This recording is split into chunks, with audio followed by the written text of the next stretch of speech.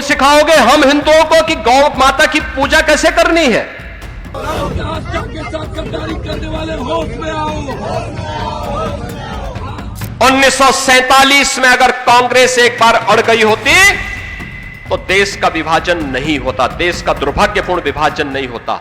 दोस्तों, जब किसी नेता को हार कर डर लगता है तो उसकी बौखलाहट उसके बयानों में साफ दिखाई देने लगती है, और वही बौखलाहट आज उत्तर प्रदेश के मुख्यमंत्री योगी आदित्यनाथ के बयानों में भी नजर आ रही है। सीएम योगी आदित्यनाथ के बयान इस वक्त इस तरीके के हो रहे हैं कि जनता खुद जवाब दे रही है, उनकी हर एक बात को जनता खुद काउंटर कर रही है। दूसरी तरफ एक बहुत बड़ा विरोध प्रदर्शन शुरू हो चुका है। जिस हिंदुत्व का सहारा लेकर भाजपा ने सरकार बनाई थी यूपी में, आज वही हिंदुत्व भाजपा का साथ नहीं दे रहा है। साधु संत प्रदर्शन कर रहे हैं भारतीय जनता पार्टी के खिलाफ, और तो और कोर्ट से भी फटकार लग रही है। तो इस वक्त भारतीय जनता पार्टी की हालत क्या हो रखी है उत्तर प्रदेश में, आने वाले चुनाव कितने मुश्किल होने वाले हैं, इन तमाम बातों पर आज हम विस्तार से चर्चा करने वाले हैं, इसलिए वीडियो को पूरा जरूर देखें। दोस्तों, उत्तर प्रदेश के विधानसभा चुनाव अब सिर पर हैं। तैयारियां लगभग पूरी हो चुकी हैं। तमाम राजनीतिक दल अपने अपने तरीके से तैयारियां कर रहे हैं, लेकिन इन सब के बीच भारतीय जनता पार्टी के लिए जो सबसे बड़ी चुनौती है वो है इस वक्त जनता के बीच में जो नाराजगी पनप उठी है, चाहे चंदा चोरी का मामला हो, चाहे युवाओं के प्रोटेस्ट का मामला हो, तमाम मामलों के बीच में जनता की जो नाराजगी है उसको किस तरीके से कंट्रोल किया जाए, इस नाराजगी को कैसे खत्म किया जाए। अब इसे खत्म करने के लिए भारतीय जनता पार्टी एक बार फिर से अपने वही पुराने हिंदू मुस्लिम वाले एजेंडे का सहारा लेने की कोशिश कर रही थी। सीएम योगी आदित्यनाथ ने आज एक भाषण दिया और भाषण के दौरान कई सारी बातें कही। सबसे पहले तो आप सीएम योगी आदित्यनाथ के एक एक बयान को सुनिए और फिर जनता ने कैसे काउंटर किया उसे वो भी मैं आपको बताती चलूंगी। देखिए, सबसे पहले तो सीएम योगी आदित्यनाथ के इस बयान को सुनिए जिसमें वो कह रहे हैं कि साल 1947 में अगर कांग्रेस एक बार अड़ गई होती तो देश का दुर्भाग्यपूर्ण विभाजन नहीं होता, लाखों हिंदुओं का कत्ले आम नहीं होता। यानी कि सालों पुरानी बात सीएम योगी आदित्यनाथ कर रहे हैं, आजादी के दौर की बात कर रहे हैं, लेकिन भारतीय जनता पार्टी और आरएसएस का जो इतिहास रहा है शायद वो सीएम योगी आदित्यनाथ भूल गए, इसीलिए जनता खुद उन्हें याद दिलाने की कोशिश कर रही है। देखिए, जय हिंद यादव नाम के एक पेज ने लिखा कि एक मूर्ख व्यक्ति ही सिर्फ ऐसी बात कर सकता है। मणिपुर 3 सालों से अधिक हो गया जल रहा है, वहां हिंसा हो रही है, वहां बीजेपी का मुख्यमंत्री है, प्रधानमंत्री भी है, लेकिन हिंसा नहीं रोक पा रहे हैं, जबकि आज भारत में संसाधन भी मौजूद है। 1947 में पूरे देश में सांप्रदायिक हिंसा फैल गई थी, तब भारत सरकार के पास इतने संसाधन भी नहीं थे। फूट तो अंग्रेजों ने डाली थी और भारत स्वतंत्रता अभियान 1947 में भी ये प्रावधान था कि भारत के 2 टुकड़े होंगे। आजादी के 80 साल बाद भी मणिपुर राज्य संभाल नहीं पा रहे हो तुम, और 1947 की बात कर रहे हो। हाईवे बन रहे हैं वो भी 1 महीने नहीं चल रहे हैं, चढ़ावा चोरी हो रहा है। तो यहाँ पर जनता का कहना है कि भैया आपसे खुद आजादी के 80 साल बाद जब हर तरीके की सुविधा है, हर तरीके का संसाधन है, तब आपसे काम नहीं हो रहे, आप किसी भी कंडीशन को संभाल नहीं पा रहे, पेपर लीक तक नहीं कंट्रोल कर पा रहे, चंदा चोरी तो फिर दूर की बात है। और आप बात कर रहे हो 1947 की, उस वक्त की जब कांग्रेस और तमाम देश के जो है स्वतंत्रता सेनानियों ने मिलकर के अंग्रेजों को खदेड़ दिया, उस दौरान की बात की जा रही है। वहीं अहमद फराज ने भी इस पूरे मामले पर ट्वीट किया है, लिखा है आरएसएस ने तो देश का साथ ही नहीं दिया और ना ही मुस्लिम लीग ने, तो आप कौन होते हो ये बोलने वाले, जबकि आपकी संस्था ने कुछ किया ही नहीं। कांग्रेस का बहुत बड़ा योगदान है देश की आजादी में, इस देश का युवा जागरूक है योगी आदित्यनाथ। वहीं एक और यूजर ने लिखा है, अच्छा कांग्रेस ना होती तो भारत छोड़ो आंदोलन ही ना होता और हम अभी भी किसी गोरी मैम के मनोरंजन का साधन होते। वहीं मयंक यादव लिखते हैं कि अरुणाचल प्रदेश में अड़ो जाके, मौका मिला है आपको, चीन अंदर घुसा जा रहा है, दम है तो उसे भगा के दिखाओ। देखिए, इस तरीके की बातें लोग कह रहे हैं कि अभी आपकी सरकार है, पिछले 10-15 साल से आप सत्ता में हो, आप अपनी हालत तो देखो, आपसे स्थिति कंट्रोल नहीं हो रही है, आपके हर राज्य में कोई ना कोई किसी ना किसी समस्या से जनता परेशान है। अरुणाचल प्रदेश जैसे राज्य को चाइना कब्जा करने की फिराक में है और आप यहाँ पर इतिहास की बात कर रहे हो, कांग्रेस के शासन की बात कर रहे हो। आपको भी तो जनता ने मौका दिया है, तो आप खुद को क्यों नहीं प्रूफ करते, ये बात जनता का कहना है। वही ये दूसरा बयान भी सुन लीजिए दोस्तों। तुम सिखाओगे हम हिंदुओं को कि गौ माता की पूजा कैसे करनी है। अरे हमारा तो कोई संस्कार गौ माता के बगैर होता ही नहीं है।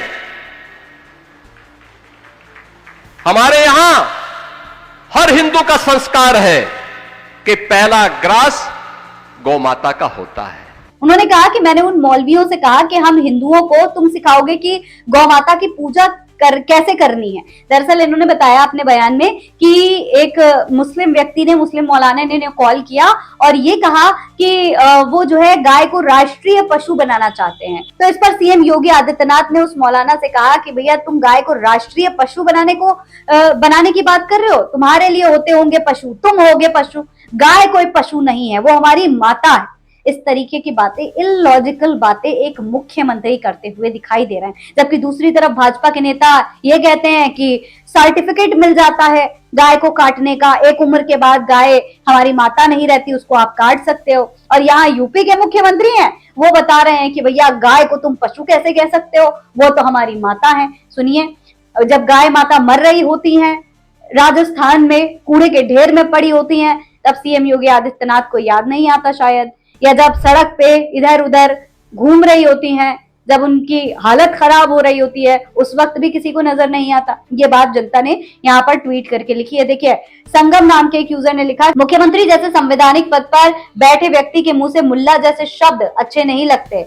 असहमति हो, राजनीतिक विरोध हो, बिल्कुल कीजिए, लेकिन पद की गरिमा बनाए रखना भी उसी राजनीति का हिस्सा होना चाहिए। मुख्यमंत्री की भाषा जितनी गरिमापूर्ण होगी, पद की मर्यादा उतनी ही ऊंची होगी। वहीं मोहम्मद रहमानी लिखते हैं कि अब हिंदू मुस्लिम की राजनीति से आगे बढ़कर जनता के असली मुद्दों पर भी ध्यान दीजिए। लोगों को रोजगार, बेहतर अस्पताल, अच्छे स्कूल और विकास चाहिए। युवा नौकरी के लिए उत्तर प्रदेश से बाहर जाने के लिए मजबूर ना हो, ऐसी नीतियों पर काम कीजिए। जनता को अब नफरत नहीं, रोजगार और बेहतर भविष्य चाहिए।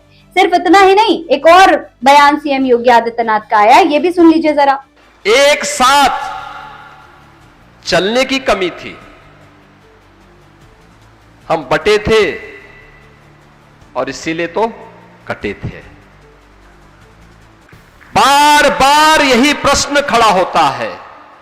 ये जो है कश्मीर के मुद्दे की याद दिला रहे हैं कि हम बटे थे इसीलिए कटे थे, और कांग्रेस को इसलिए इतनी दिक्कत होती है क्योंकि अब कश्मीर में आतंकी हमले नहीं होते। ये दावा कर रहे हैं सीएम योगी आदित्यनाथ कि कश्मीर में आतंकी हमले होते ही नहीं है। जबकि अगर आप पीछे मुड़कर देखें, अभी कुछ दिन पुरानी ही बात है, जम्मू कश्मीर में आतंकी हमला हुआ था। कुलगाम में हमले के बाद सुरक्षा बलों ने की पूरे इलाके की घेराबंदी, आतंकियों की तलाश तेज। ये खबर आपके सामने है, देख लीजिए। ये है स्थिति। बहुत ज्यादा समय नहीं हुआ, एक हफ्ते का भी समय नहीं हुआ है, आतंकी हमला हो चुका था, जिसे किसी गोदी मीडिया चैनल ने नहीं दिखाया था, लेकिन इस पर सीएम योगी आदित्यनाथ इस तरीके की सफाई दे रहे हैं।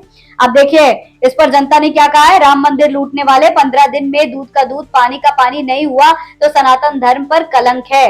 वहीं देवेश कुमार लिखते हैं कि मतलब आज भी बंटना और कटना, ये कैसी राजनीति है, विकास की भी राजनीति कर लिया करो महाराज जी। इस तरीके की बातें जनता कह रही है। तो ये है स्थिति इस वक्त। दूसरी तरफ एक और दोस्तों बहुत बड़ी खबर सामने आई है। खबर यह है कि इस बार उत्तर प्रदेश की पुलिस को बहुत भयंकर फटकार लगी है। एक तरफ तो सीएम योगी आदित्यनाथ बड़े बड़े भाषण देकर कांग्रेस की सरकार को घेरने का काम कर रहे थे, 1947 की बात कर रहे थे।